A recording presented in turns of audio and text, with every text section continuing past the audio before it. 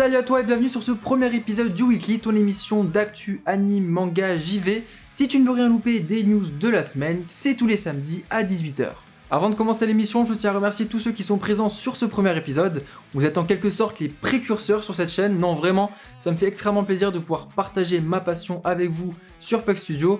Vous trouverez d'ailleurs à l'avenir, en plus de l'actualité, davantage de contenu comme des thèses, des découvertes, etc., etc. Allez, je ferme la parenthèse, nous parlerons cette semaine de la nouvelle adaptation animée d'S.A.O, d'un teaser pas très encourageant pour la saison 4 de Nanatsu no Taizai, ou encore de la fin imminente de Shingeki no Kyojin. Allez, Weekly épisode 1, c'est parti.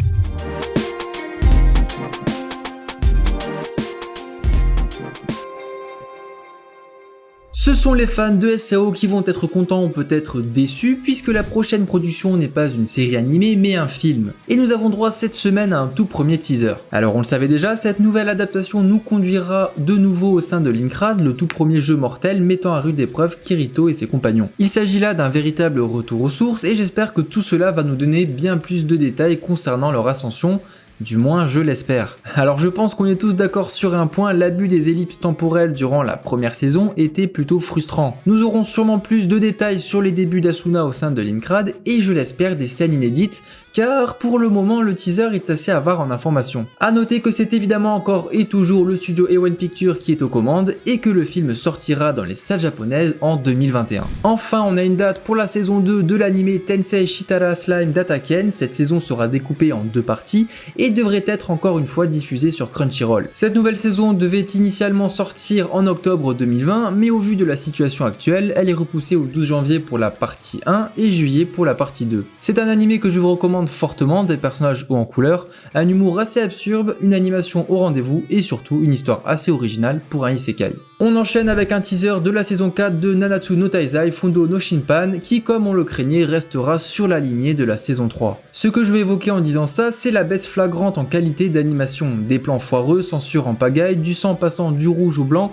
bref, un vrai carnage. Pour ceux qui ne le savent pas, la saison 1 et 2 ont été produites par le studio A1 Pictures et ce dernier a passé le flambeau au studio Dean suite au flop du film Prisoners of the Sky au box-office. Le souci, c'est que le studio Dean a dû produire 2 saisons en un temps record et a sous-traité quasi voire toute l'animation au studio Marjack, studio moins connu.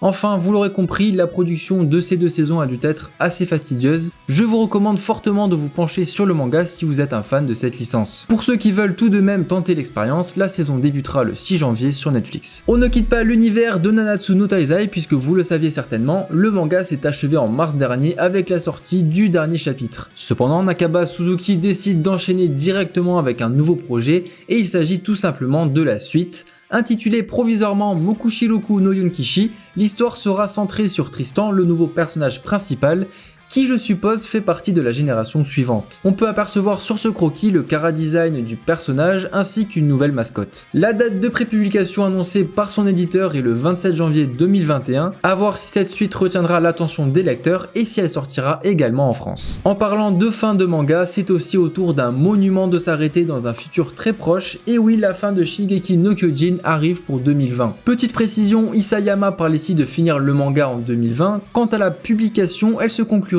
plus tard vers début 2021. D'après ses dires, il ne serait qu'à 1 ou 2% de sa conclusion, ce qui signifie que les chapitres 138, 139 voire 140 seront les derniers. Pour accompagner cette annonce, Isayama a inauguré dans sa ville natale Ita 3 statues, celles-ci représentent Eren, Mikasa et Armin, une cérémonie plutôt classe pour finir son manga, faisant clairement partie des œuvres les plus brillantes de sa décennie. Je sais pas vous, mais j'attends cette ultime saison avec impatience, en plus je fais partie des personnes qui suivent uniquement l'animé, donc la hype est à son apogée vivement le 6 décembre. 164 millions d'euros et 15 millions de spectateurs, ce sont les stats générés par le film Kimetsu no Yaiba en 24 jours seulement. Autant vous dire que la hype n'est pas redescendue et elle est juste en train de pulvériser les records à tour de bras. Le film se place actuellement à la 3e place des films d'animation les plus rentables au Japon, derrière Your Name et Le Voyage de Chihiro en première place. À ce rythme, cela ne m'étonnerait pas de le voir arriver en première place, ce n'est qu'une question de temps. Il me tarde qu'une seule chose, connaître la date de diffusion du film en France, car oui, si vous ne le saviez pas,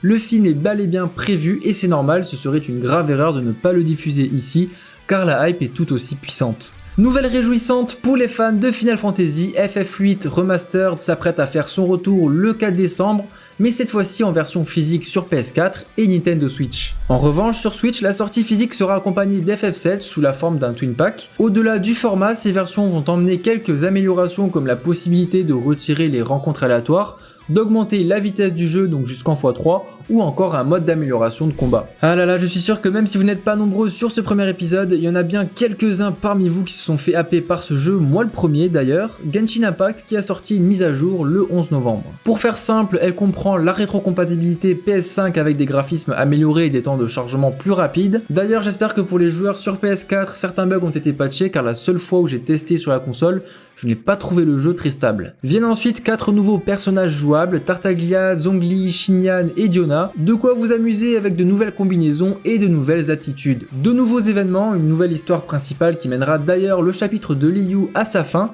et point plutôt sympathique, un système de réputation des villes, et une série de nouveaux outils d'exploration et de combat. Genshin Impact n'est pas prêt de finir son ascension et continue de toucher de plus en plus de joueurs. Pour rappel, c'est 10 millions de téléchargements quelques heures après sa sortie, 110 000 spectateurs sur Twitch et pas moins de 100 millions de dollars en 2 semaines. Pour faire court, aucun jeu créé en Chine n'a atteint mondialement un tel succès. En ce qui concerne les news express, un troisième teaser pour le film Gundam, l'annonce d'une adaptation pour le manga Battle Game, le jeu mobile Konosuba Fantastic Days qui sortira à l'international en 2020, un nouveau spin-off pour Baki, l'anime S-Kai The Infinity en promotion vidéo, et pour finir, un teaser pour Yulu Camp saison 2 et Yakunara Makeup Mo. Et merci infiniment d'avoir suivi ce premier épisode, j'espère qu'il vous aura plu. N'hésitez pas à me faire part de vos retours dans les commentaires. Il s'agit ici d'un premier épisode, mais également d'une première vidéo sur la chaîne. Donc on va pas se le cacher, c'est un peu un moment clé sur la chaîne. Donc n'hésitez pas à vous abonner, à commenter, à liker, à partager la vidéo autour de vous si elle vous a plu. Pour ma part, je vous dis portez-vous bien, on se retrouve samedi prochain pour de nouvelles news, toujours à 18 h. Tchuss!